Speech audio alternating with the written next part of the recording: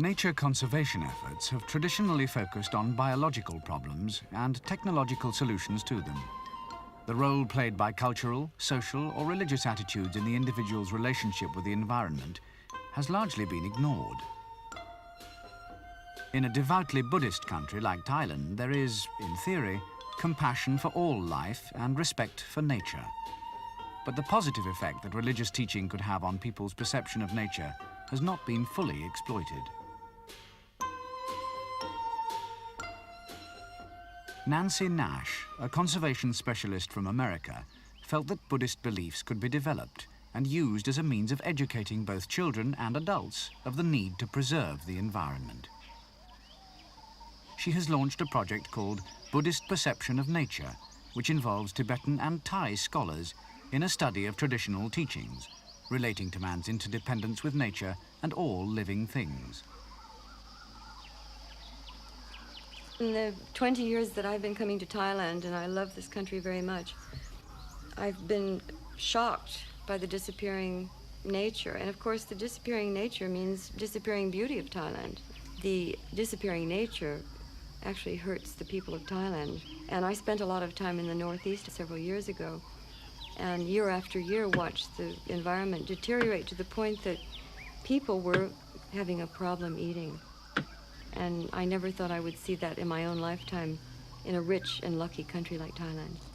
Asia is particularly important because most people who are in a position to make such estimates estimate that 75% of the entire world's species exist in Asia.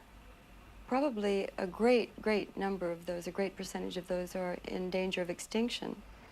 Asia has 3/4 of the world's people. And if nature and people are going to live in harmony, this is definitely the testing ground.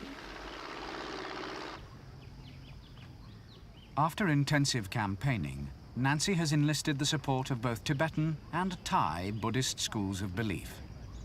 A major influence has been the support her efforts have received from His Holiness the 14th Dalai Lama. We have the world's foremost Buddhist leader, who is a genuine spiritual leader. One doesn't have to be a Buddhist to admire and follow. And it was really the inspiration of His Holiness the Dalai Lama that started this project.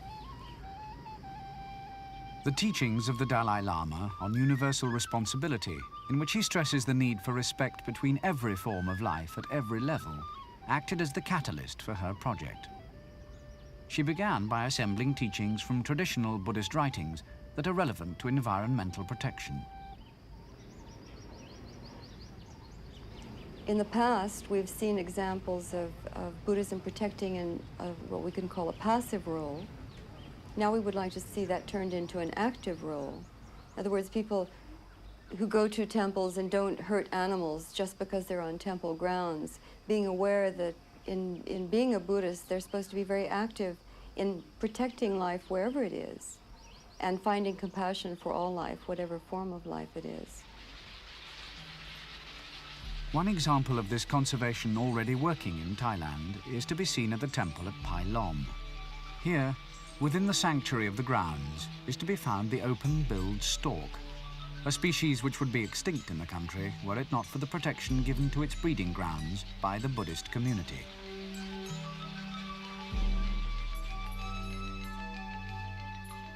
The project personnel are currently selecting passages of Buddhist writings to produce teaching tools for use in training colleges and temples, still the main source of education in rural areas.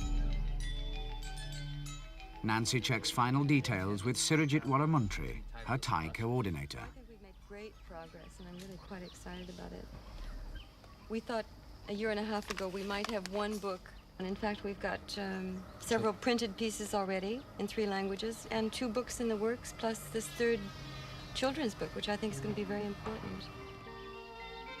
If the children can be taught to conserve nature, they can educate their parents. When the project is well established in Thailand, it is hoped to expand it into such countries as Japan. So we're dealing with Thai and Tibetan Buddhists right now, and there are a lot of Buddhists in the world who are interested in the project, and we intend to try and help them establish their own projects along the same lines. In the future, it could even provide a blueprint for similar work involving other faiths. It's a project I've worked on for 2.5 years, and since it is a new concept, it seemed to fit the Rolex criterion very well. Awareness until now, with this award, has been very hard struggle to make somebody realize how important it is to be aware and compassionate and an active conservationist. People all over the world now will at least have to pay attention to what we're doing, and we hope that they will also try and do similar projects in aid of saving the planet.